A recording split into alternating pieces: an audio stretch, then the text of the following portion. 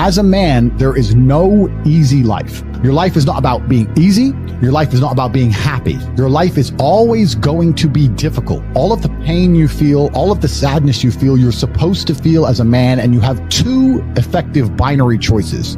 You either go through the suffering and go through the trauma and go through the hardship it takes to be a man of value, or you suffer eternity as a nobody. There's two ways to suffer. You either suffer as becoming a somebody, or you suffer as a perpetual and forever nobody. I think that as a man, your happiness comes from feeling respected over feeling loved. And the reason perhaps you're happy now is because you have more respect for yourself because of the decisions you're making, and you have self-respect. Yeah. And I think that a lot of men, even if they have self-respect, if nobody else respects them, they're struggling. I have no interest in being happy. I wake up and say, how can I be proud of myself? What can I achieve that makes me proud of myself? How can I do things that make other people respect me and are proud of me? How do I have a day which I complete when I come home? The woman who's in my house says, wow, there's no man like you. How do I live a life so my children look at me and go, Dad's a superhero? How do I make my mother call me and say, I couldn't possibly be more proud of you? I have to live the exact same life regardless of how I feel. So for me, happiness is not a good indicator on how life should be lived.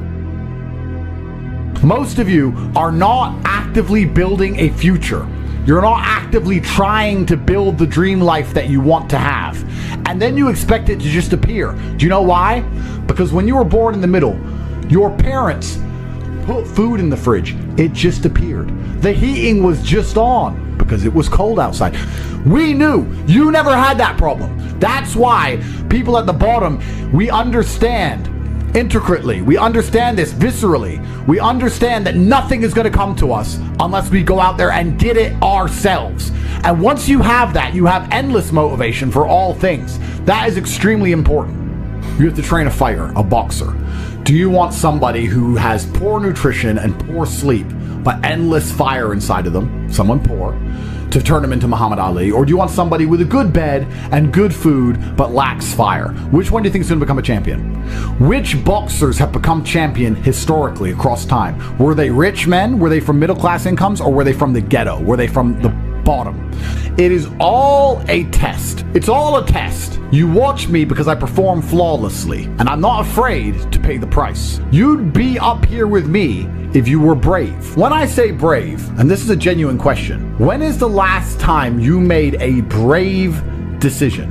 When's the last time you took a brave route and did a brave thing?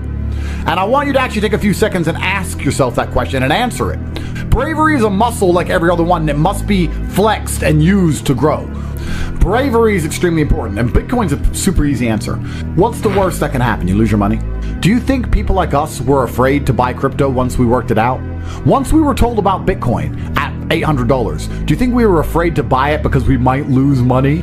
Do you not understand? People like us don't give a fuck. That's how we end up here.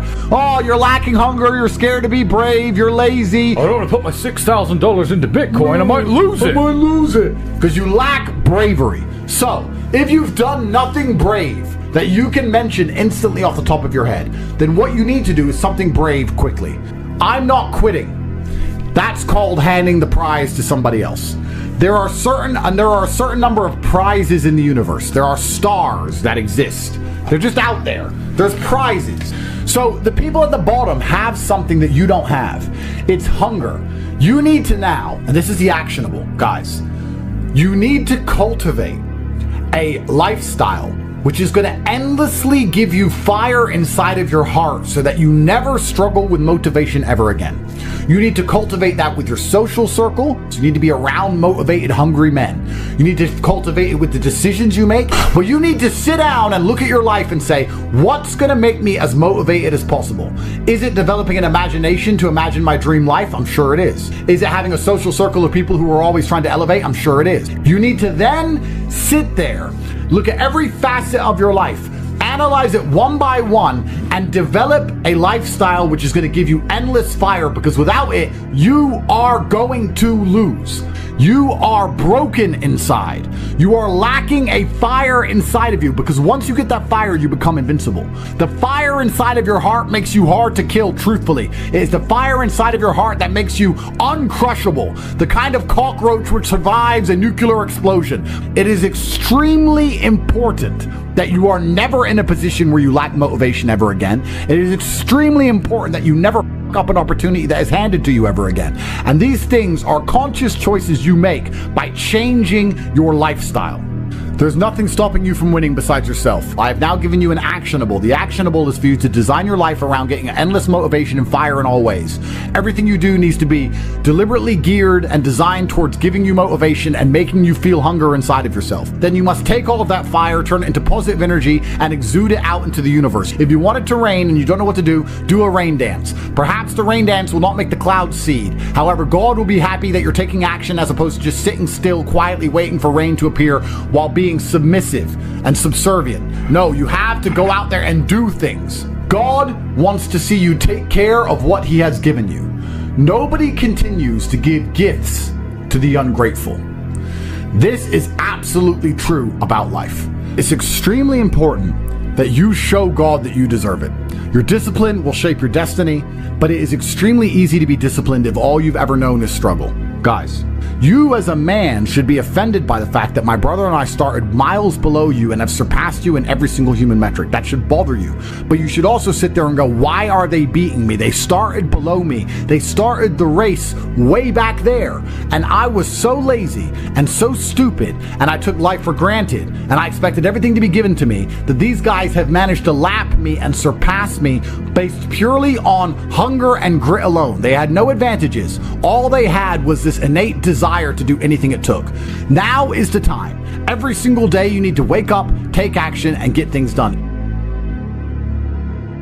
Happiness to me is a super interesting concept, because when people come to me and say, I'm not happy, I say, why should you be happy? They're like, what do you mean? It's like, who told you you should be happy all the time without working for it? Happiness is at the top of a mountain somewhere. You ain't been anywhere. You haven't even climbed it. I think everybody on the planet has something to prove. If you walk through life and feel like you have nothing to prove, then you're a loser.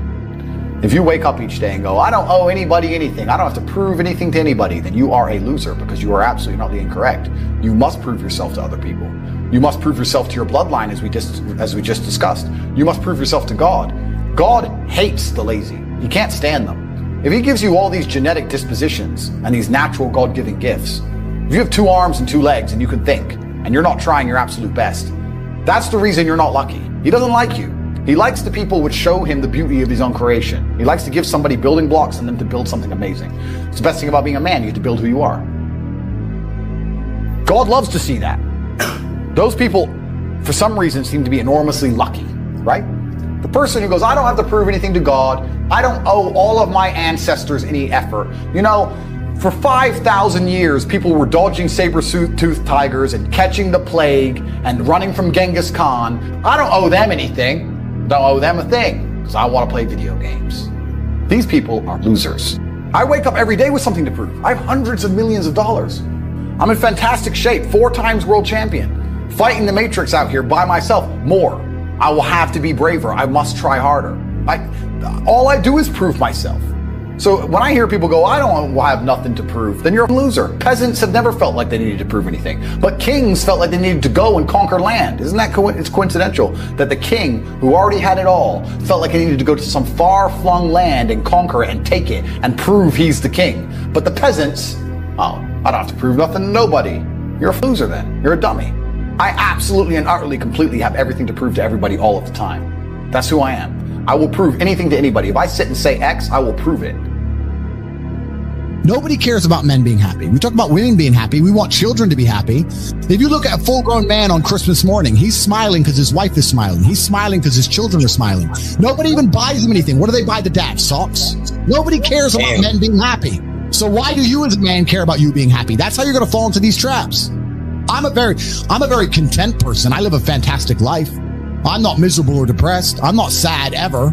But I don't wake up and go, I want to be happy today. No, sir. I wake up and say, okay, things must be done. And those things will be completed regardless of how I feel. Regardless of how I feel. You can lock me in a dungeon for an unknown amount of time, in Romania, and I will still complete as many push-ups as I can possibly do in the dark by myself. What else am I going to do? Sit there and be sad? Happy or sad? The push-ups must be done. It's called duty. It's called honor. It's called pride. So I'm asking you why you don't have them. You could be a genuine force for good in the world. And you know what's funny? The funniest thing, the most ironic thing about all of this is that if you don't prioritize happiness and you prioritize feeling proud of yourself, you end up happy by extension. The reason you lose is because you've been programmed to lose by all of your experiences throughout life. Winners are programmed, losers are programmed. I was programmed to be a winner in any scenario because I was raised in a very specific way. You were not. So we're going to start at the absolute beginning of why you've ended up a loser, because most of you never self-reflect. You're dummies who never look in the mirror and say, how did I end up where I am? Why am I the person I am? Why do I believe the things I believe? You don't self-analyze. So you don't understand how your own mind works, which means you don't understand why you are where you are. Because before you make a move on the chessboard, you need to analyze your position. By analyzing the board, the smartest thing you can do is to try and take your strengths and play them off against your weaknesses. So if you're poor, you have hunger and motivation, what you have to do is fix the things you don't have. You need to get around rich people. You need to get a good network of people you can trust who have a lot of money. You need to find a teacher who's prepared to teach you how money really works. That's the first thing. The second thing, and your biggest problem to fix, is your monumental laziness. And you have to understand that you innately are lazy. You innately lack hunger and fire. You're innately afraid. You're a coward. You lack the balls it takes in many scenarios to get rich or die trying. That's the truth. People in the ghetto already have the fire. Those brothers already have fire. They're already prepared to do anything it takes. You need to ignite the fire inside of you. You need to make sure there's something inside of you that's going to get you motivated like a poor person's hunger, because you've never felt it before. Because the poor don't need motivation. The poor understand what it's like to be taken advantage of, and the poor understand what happens when you have no money and no food. You don't. You're not poor. You have food in your fridge, and that's why you've actually had a very bad start in life. You need, and this is very important, not only do you lack fire, you lack imagination. Because when you're poor, let me tell you something poor people do all the time. You imagine. My brother and I used to sit around and talk about what could be if only we managed to get it out. How it would feel to have this car. How it would feel to be in this place. How it would feel to be famous and internationally renowned. How it would feel to go to Saint-Tropez and live on a yacht. How it would feel to be able to fly on private planes. How it would feel to not have to worry about food anymore. My brother and I used to imagine for hours. We used to talk about it. We believed in this version of reality where we somehow made it. Not only do you lack motivation, you lack imagination. And that's why it's very important. You need to start believing you are the man, even if you're not yet. Before I was world champion, I knew I was going to be world champion. You have to believe these things. We had imagination and we had hunger and fire. You don't have those things. That's why you're fucked. Do you not understand? It doesn't matter how tired I get when I fight. I'm never actually tired because I am so desperate to hurt my opponent. I am more desperate to hurt him than I am tired. In all realms, forever.